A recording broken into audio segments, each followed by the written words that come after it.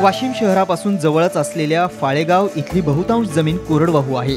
निसर्गाच्या लहरीपणावर शेती अवलंबून असल्याने शेतीतून फारसं उत्पन्न शेतकऱ्यांना मिळत नाही।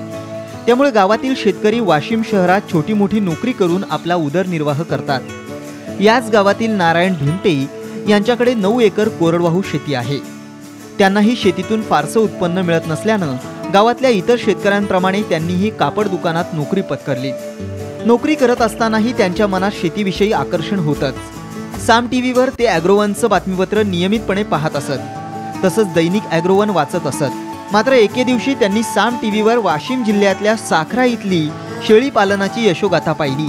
तसंच शेळी पालनासाठी बँकेकडून कर्ज आणि नाबार्डचं अनुदान मिळत असल्याची ही माहिती त्यांना साम टीव्हीच्या ॲग्रोवन बातमीपत्रात मिळाली। त्यानंतर त्यांनी शेळी पालनाचा व्यवसाय करण्याचा निर्णय घेतला। फाळेगाव हे गाव सेंट्रल बँक ऑफ इंडियानं दत्तक घेतलंय। त्यामुळे नारायण यांनी सेंट्रल बँकेत जाऊन कर्जाविषयी माहिती घेतली। कर्जासाठी सर्व कागदपत्रांची पूर्तता केल्यानंतर बँकेतल्या अधिकाऱ्यांनी नारायण यांच्याबाबतची संपूर्ण माहिती मिळवली। तसंच त्यांना कर्ज देण्यास कोणतीही अडचण नसल्याची माहिती मिळाल्यानंतर बँकेनं 1 लाख रुपयांचं कर्ज दिलं।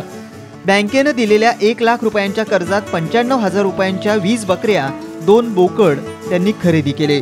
तसंच 5,800 रुपयांचा विमा उतरवण्यात आला।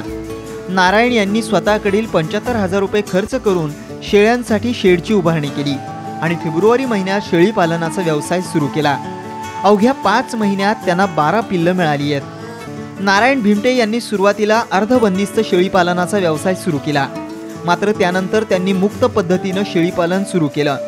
शेळ्यांसाठी लागणाऱ्या खाद्यात सोयाबीन, उडीद आणि मक्याच्या चुरीचा समावेश असतो। त्यामुळे शेळीचं वजन चांगलं भरतं। शेळ्यांसाठी लागणारं अन्न शेतातच पिकत असल्यानं खाद्याच्या पैशात बचत झाली। तसंच शेळीसाठी वर्षभर लागणारा चाराही ते जमा करून ठेवतात। अवघ्या 5 महिन्यात शेळी पालनातून त्यांना 22,000चा नफा मिळालाय। रासायनिक खतांचे भाव वाढल्यानं शेती तोट्यात जाते।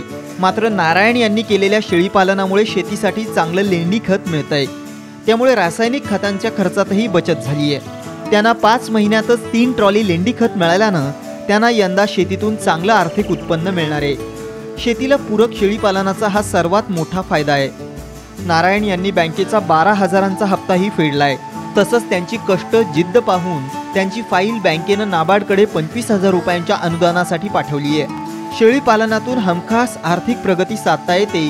त्यामुळे ग्रामीण भागातल्या तरुणांनी शेतीपूरक शेळी पालनाचा व्यवसाय करावा असा सल्ला बँकेतले अधिकारी देतात। महाराष्ट्रात विदर्भ, मराठवाडा आणि खानदेशात कोरडवाहू शेती आहे। कधी कोरडा तर कधी ओल्या दुष्काळाचा सामना शेतकऱ्यांना करावा लागतोय। आज दिवसेंदिवस शेळीच्या मांसाला मागणी वाढतीये। त्यामुळे इतर शेतकऱ्यांनीही शेतीला पूरक असलेला शेळीपालन व्यवसाय करून आर्थिक प्रगती साधणं गरजेचं आहे। गजानन भोयर, साम टीव्ही, वाशिम।